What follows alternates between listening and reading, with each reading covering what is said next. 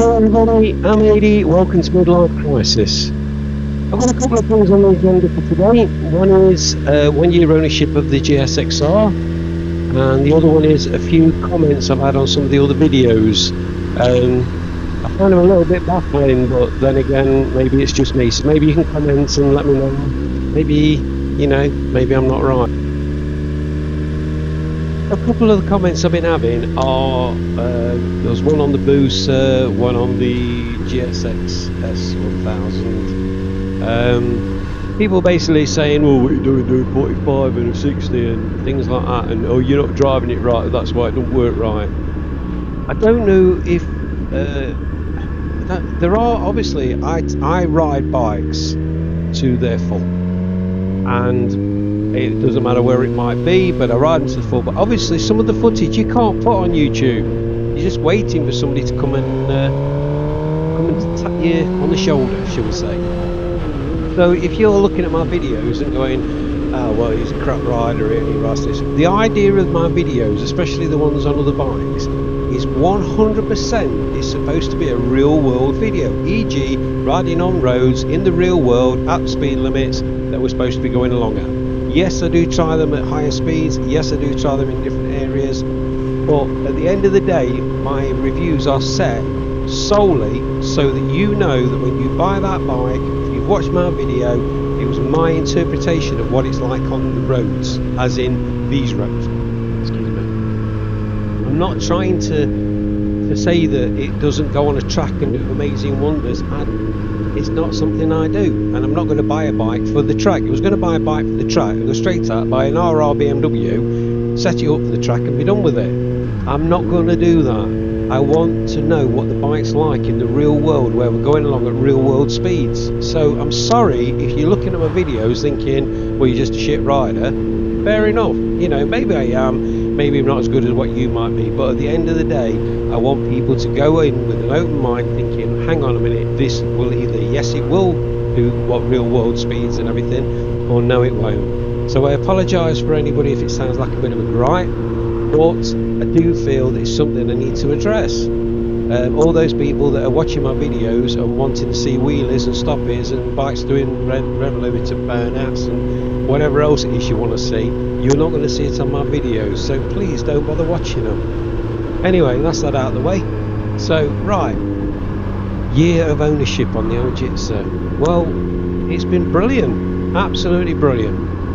It's only cost me for a service, which I think is normal anyway. My back tyre is, I've not really done that many miles on it this year, so my back tyre's still fine, and we do go out to work on it all the time, so the back tyre's doing exceptionally well. The only thing it has had is it went back for a recall. It had to have the main computer changed due to something to do with when it was being thrashed. It was doing something and it could snap the chain and knock the gearbox up. I don't really know much about what it was doing. All I know is it was recalled and a new brain was put in and reprogrammed and everything, and programmed to the keys and what have you. The Tool Centre did that absolutely fantastically. Not noticed any difference on the bike with it being done, but there you go. And obviously the other thing is it had an MOT which it flew through. So really, ownership for a year, it's been absolutely brilliant. Loved it to bits. In the real world it's doing 50 to the gallon, which I really can't complain at for something that's just used for a hobby. Yes, again, I don't thrash it around everywhere, I don't feel the need to anymore, but I do enjoy it, and that's the main thing. I can honestly say this bike makes me smile. Even when I just look at it, when it's just parked up on its stand, it absolutely makes me smile. I love it to bits. But now we're coming towards the end of the summer season, and I am now looking for something for the winter. Now, I don't want to spend too much money on it, but we are still hunting around. There's a few things in the pipeline that's a possibility, and we'll have to see how that grows, so we can bring you some footage for riding in the winter, because I think it's necessary. It's also necessary to keep up your skills as well. I think riding in the winter is one of the best ways of keeping your skills in tune. Yeah, I want something that I can ride in winter. Don't get me wrong, I can ride the Jitsu in winter. I'm just afraid that you might spoil it with the soles and the crud and everything. But know, sometimes we do get nice days, and if I've got time to go out and I've got time to clean it all when I get back, then maybe that's a possibility. It's always on the road, ready to go, so we'll have to see how that pans out for the rest of the year. Now then, what I wanted to tell you was my bike of the year that I've test rode. For me, it's been a big surprise. Now, all this is which one did I actually enjoy riding the most? Not which is best, which is quickest, which is better to the gallon or anything like that. Is which one did I actually get on and didn't want to get off of it again? And I have to say, it's a massive surprise to me, and it might be a big surprise to you.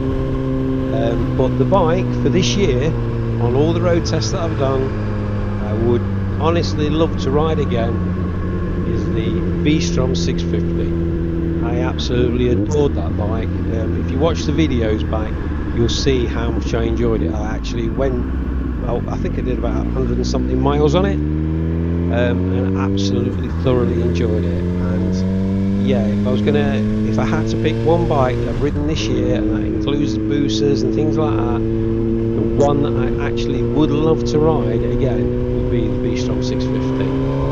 This is actually something I may be looking at as well in my winter thoughts. But the one we rode was obviously new. It was absolutely adorable.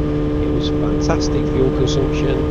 I rode it all the way out to Skegness, and when I got to Skegness, I just didn't want to turn back. We rode it all the way out through Mungle Mills and Maplethorpe, and taking back roads back. And yeah, it was absolutely amazing. It amazed me anyway. Don't get me wrong, all the other bikes were really good, and I thoroughly enjoyed them. But if I had to just revisit one bike that I've test rode this year, I would love to revisit that one.